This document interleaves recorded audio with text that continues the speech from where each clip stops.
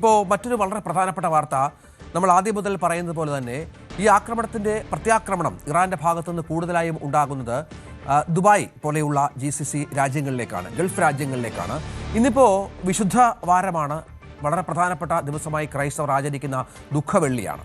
ദുബായിലെ പള്ളികളിൽ വിശുദ്ധവാര പ്രാർത്ഥനയില്ല എന്നുള്ളത് അതീവ ദുഃഖകരമായ ഒരു സംഗതിയാണ്. സുരക്ഷ മുഖ്യമെന്നാണ് ദുബായ് അധികൃതർ വ്യക്തമാക്കുന്നത്. പള്ളികളിൽ വിശുദ്ധവാര പ്രാർത്ഥന ഓൺലൈനിൽ ഉണ്ടാകും എന്നുള്ളത് മാത്രമാണ്. അത് വളരെ നിർണായകമായ, വളരെ പ്രധാനമായ ഒരു കാര്യമായി മാറുകയാണ്. കാരണം ഒരുപക്ഷെ ദുബായ് ചരിത്രത്തിൽ ആദ്യമായിരിക്കാം ഇത്തരമൊരു സംഗതിയിലേക്ക് കടക്കുക എന്നത് വേണം നമുക്ക് മനസ്സിലാക്കാൻ.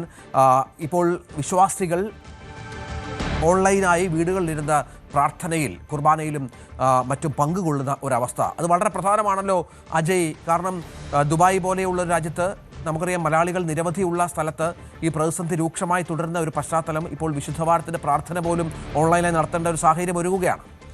തീർച്ചയായിട്ടും അവിടെ പ്രതിസന്ധി ഇപ്പോഴും അതിനൊരു അയവുണ്ടായിട്ടില്ല. ഇന്ന് രാവിലെ അടക്കം നിരവധി രാജ്യങ്ങളിൽ ഈ ഡ്രോൺ ആക്രമണം, അതുപോലെ തന്നെ മിസൈൽ ആക്രമണം അടക്കം ഉണ്ടായിട്ടുണ്ട്. ഇവയെല്ലാം പ്രതിരോധിച്ചതായി ഈ രാജ്യങ്ങളുടെ അതത് മന്ത്രാലയങ്ങൾ തന്നെ വ്യക്തമാക്കിയിട്ടുണ്ട്.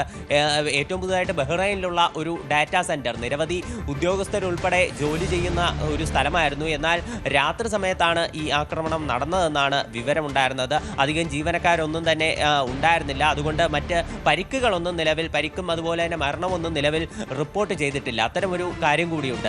അതുപോലെ തന്നെ ഈ ആരാധനാലയങ്ങൾക്ക് നേരെയുള്ള ആക്രമണം, ഇപ്പോൾ ഇസ്രായേലിലേക്ക് നോക്കുകയാണെങ്കിൽ അവിടെ നിരവധി ആരാധനാലയങ്ങൾ ഉൾപ്പെടെ ആക്രമണ വിധേയമായിട്ടുണ്ട്. അതിപ്പോൾ ക്രിസ്ത്യൻ ദേവാലയങ്ങൾ മാത്രമല്ല, ചില വർഷങ്ങൾ പഴക്കമുള്ള മസ്ജിദുകൾ വരെ ആക്രമിക്കപ്പെട്ടിട്ടുണ്ട് എന്നുള്ള വിവരങ്ങളും പുറത്തു വന്നിട്ടുണ്ട്. ഇപ്പോൾ ഈ ഒരു പശ്ചാത്തലത്തിൽ തന്നെയാണ് UAE അടക്കമുള്ള രാജ്യങ്ങൾ ഈ പ്രാർത്ഥനകൾ അത് ഓൺലൈനായി നടത്താനുള്ള തീരുമാനത്തിലേക്ക് എത്തിയിട്ടുള്ളത്. നിരവധി വിശ്വാസികളടക്കം ഓൺലൈനായിട്ടാണ് ഈ ശുശ്രൂഷകൾ അതിലുൾപ്പെടെ പങ്കെടുക്കുന്നത്. പ്രത്യേകിച്ച് ഈ നമുക്കറിയാം, ഇന്നലെ പെസഹ വ്യാഴത്തിൻ്റെ ചടങ്ങുകളുമായി ബന്ധപ്പെട്ട് നടന്ന ഏറ്റവും പ്രധാനപ്പെട്ട ഒരാചാരമായിരുന്നു പാദ ശുശ്രൂഷ.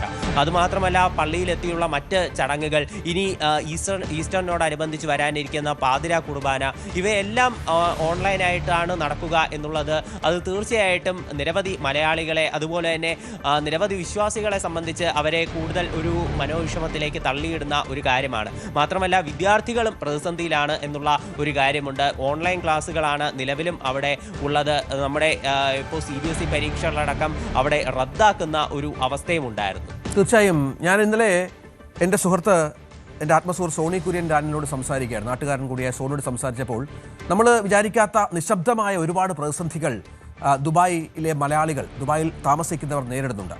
ഏറ്റവും പ്രധാനം വിലക്കയറ്റം തന്നെയാണ്, സംശയമില്ല. ഇന്നിപ്പോൾ അല്പം മുമ്പ് അജയ് പറഞ്ഞ ഓൺലൈൻ പ്രാർത്ഥനയിലൂടെയൊക്കെ അവർ വിഷമം നേരിടുമ്പോൾ, അത്തരം പ്രാർത്ഥനകളൊക്കെ നമുക്കറിയാം, അതിനൊക്കെ എത്രത്തോളം നമ്മളൊരു കൂട്ടായ്മയാണ് പള്ളികളിൽ എത്തുക എന്നൊക്കെ പറയുന്നത്, സഹപ്രവർത്തകരെയും നാട്ടുകാരെയും കാണുക എന്നുള്ളത് അവർക്ക് അത് വലിയ പ്രധാനപ്പെട്ട ഒന്നായിരുന്നു. ഒപ്പമാണ് ഈ വിലക്കയറ്റം എന്ന വലിയൊരു പ്രശ്നം ദുബായിയെ നേരിടുന്നത്.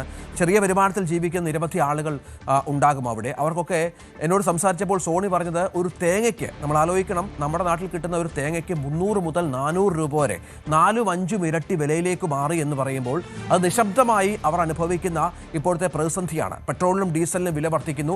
ഓൺലൈൻ ക്ലാസ്സുകളിലൂടെ കുട്ടികൾ പഠനം നടത്തേണ്ട പശ്ചാത്തലം ഉണ്ടാകുന്നു. അങ്ങനെ എല്ലാ മേഖലകളിലും വിലക്കയറ്റമുണ്ട്. ലുലു പോലെയുള്ള സൂപ്പർ മാർക്കറ്റുകളിൽ പരിമിതമായി മാത്രമാണ് സാധനങ്ങൾ സപ്ലൈ ചെയ്യുന്നത്. അതായത് ഒരാൾ ചെന്നാൽ ഒരു തേങ്ങ മാത്രമാണ് നൽകുന്നത് എന്നാണ് എന്നോട് സുഹൃത്തുക്കൾ പങ്കുവെക്കുന്നത്. എന്നോടൊപ്പം ശ്രീ റോജിൻ പൈനുമൂടുണ്ട്, എഴുത്തുകാരനാണ് റോജിൻ. ഒപ്പം ഓയാസിസ് പംപ്സ് ദുബായിയുടെ സെയിൽസ് മാനേജർ കൂടിയാണ് റോജിൻ. നമസ്കാരം. നമസ്കാരം രഞ്ജിത്ത്. റോജിന്, ഞാനിപ്പോൾ സംസാരിക്കുന്നത് നമ്മുടെ നാട്ടിലെ ഇപ്പോൾ പത്തീറ സെൻറ്റ് ജോൺസ് പള്ളിയിലായാലും നമ്മുടെ തൊട്ടടുത്തുള്ള പള്ളിയിലൊക്കെ ആയാലും എല്ലാവരും വിശ്വാസികൾ പള്ളികളിൽ പോയി പ്രാർത്ഥനയും കുർബാനയും ഒക്കെ വിശുദ്ധവാരം ആചരിക്കുന്ന, അതുമായി ബന്ധപ്പെട്ട പ്രാർത്ഥനകളിൽ മുഴുകുന്ന സമയത്ത് നിങ്ങൾക്കൊക്കെ ഓൺലൈനായി അത് ചെയ്യേണ്ടി വരുന്നു എന്നുള്ള ഒരവസ്ഥ. ഒരുപക്ഷെ റോജിനൊക്കെ വർഷങ്ങളായി, 20 വർഷത്തിന് മുകളിലായി കാണും ദുബായിലെത്തിയിട്ട്. ആദ്യമായിരിക്കും ഇങ്ങനത്തെ ഒരു അവസ്ഥ, അല്ലേ? അതെ, ഞാൻ 25 വർഷമാകുകയാണ് ഈ ദുബായിൽ എത്തിയിട്ട്. ആദ്യമായിട്ടാണ് ഇങ്ങനത്തെ ഒരു അവസ്ഥയെ തരണം ചെയ്യുന്നത്.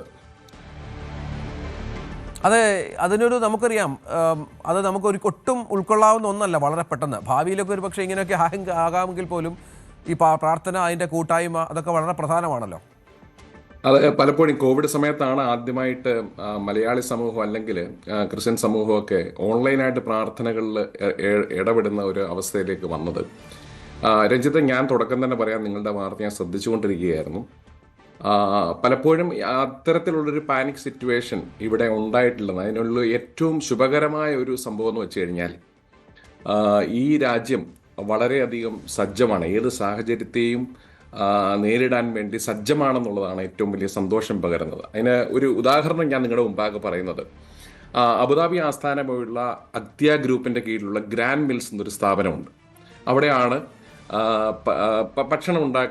ഭക്ഷണത്തിന് വേണ്ടിയുള്ള സാധനങ്ങൾ ഉണ്ടാക്കുന്നതിനാണ്. അവിടെ UAE സാമ്പത്തിക ടൂറിസം മന്ത്രി അബ്ദുള്ള ബിൻ തൗക്ക് അൽ മർറി ഒരു സന്ദർശനം നടത്തിക്കൊണ്ട് എത്രത്തോളം ഭക്ഷണ സാധനങ്ങൾ ഇവിടെ ഉണ്ട് എന്ന്. അപ്പോൾ ഒരുപക്ഷെ മനുഷ്യന്റെ ഭക്ഷണത്തെക്കുറിച്ചായിരിക്കും കൂടുതൽ വേവലാതി ഉണ്ടാകുന്നത്. അവിടെ ചെന്നപ്പോൾ മൃഗങ്ങൾക്ക് വേണ്ട തീറ്റയുടെ ഉൽപാദനവും വിതരണവും എത്രത്തോളം ഉണ്ടെന്ന് പോലും ശ്രദ്ധിച്ചു. അപ്പോൾ നിങ്ങൾക്ക് മനസ്സിലാക്കാൻ വേണ്ടി സാധിക്കും. കാരണം യുദ്ധമുണ്ടാകുമ്പോൾ സ്വാഭാവികമായിട്ട് വിലക്കയറ്റം ഉണ്ടാകുക ഏറ്റവും പ്രധാനപ്പെട്ട ഒരു സംഭവം തന്നെയാണ്. അതിനുള്ള ഏറ്റവും വലിയ ഉദാഹരണമാണല്ലോ. കാരണം യുദ്ധത്തിൻ്റെ ആരംഭം ഇവിടെ ഉണ്ടായപ്പോൾ തന്നെ നാട്ടിൽ വില വർദ്ധിക്കുന്ന ഒരു സാഹചര്യം ഉണ്ടായി. ഹോട്ടലുകൾ അടച്ചിടുന്ന ഒരു അവസ്ഥയിലേക്കുണ്ടായി. പാചകവാതകത്തിൻ്റെ ലഭ്യത കുറഞ്ഞു എന്നുള്ളൊരു വാർത്ത ഉണ്ടായപ്പോൾ തന്നെ ഒരു പാനിക്കായിട്ടുള്ള സിറ്റുവേഷൻ ഞങ്ങളെക്കാളും ഏറ്റവും കൂടുതൽ ഉണ്ടായ നാട്ടിലാണെന്നാണ് ഞാൻ പറയുന്നത്.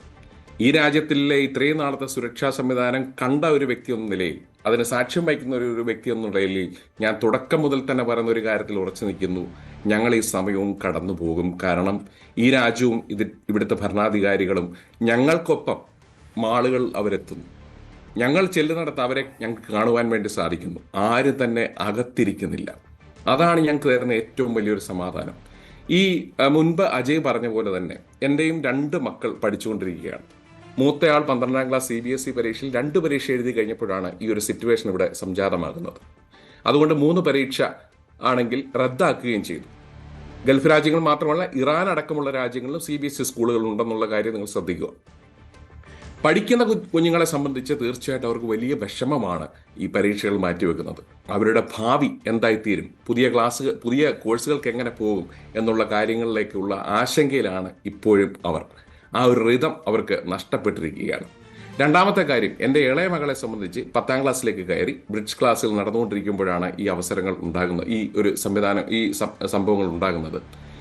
എൻ്റെ ഇളയ മകളെ സംബന്ധിച്ചാണെങ്കിൽ എല്ലാ ദിവസവും സ്കൂളിൽ പോകാൻ വേണ്ടി താല്പര്യമുള്ള ആളാണ്. വല്ലാത്തൊരു സിറ്റുവേഷൻ കൂടി. കൂടുതൽ വാർത്തകൾക്ക് News 18 Keralam YouTube channel subscribe ചെയ്യുക.